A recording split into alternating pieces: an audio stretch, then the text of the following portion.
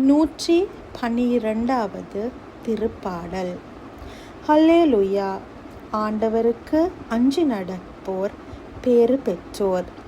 அவர் தம் கட்டளைகளில் அவர்கள் பெருமகிழ்வு அடைவர்.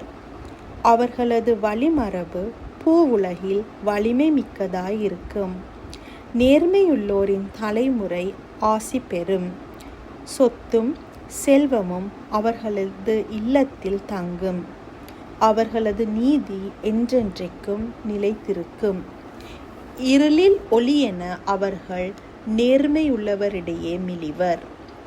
அருளும் இரக்கமும் நீதியும் உள்ளோராயிருப்போர்.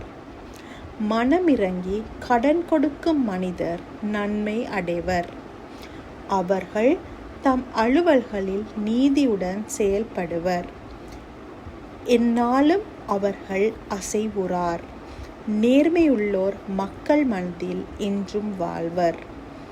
தீமையான செய்தி எதுவும் அவர்களை அச்சுறுத்தாது. ஆண்டவரில் நம்பிக்கை கொள்வதால் அவர்கள் இதயம் உறுதியாய் இருக்கும். அவர்கள் நெஞ்சம் நிலையாய் நிற்கும். அவர்களை அச்சம் மேற்கொள்ளாது.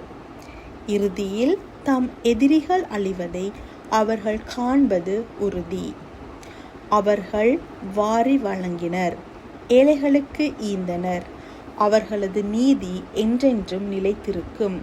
அவர்களது வலிமை மாட்சியுடன் மேலோங்கும்.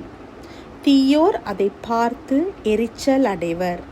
பல்லை நெரிப்பர், சோர்ந்து போவர். தீயோரின் விருப்பமெல்லாம் வீணாய் போம்.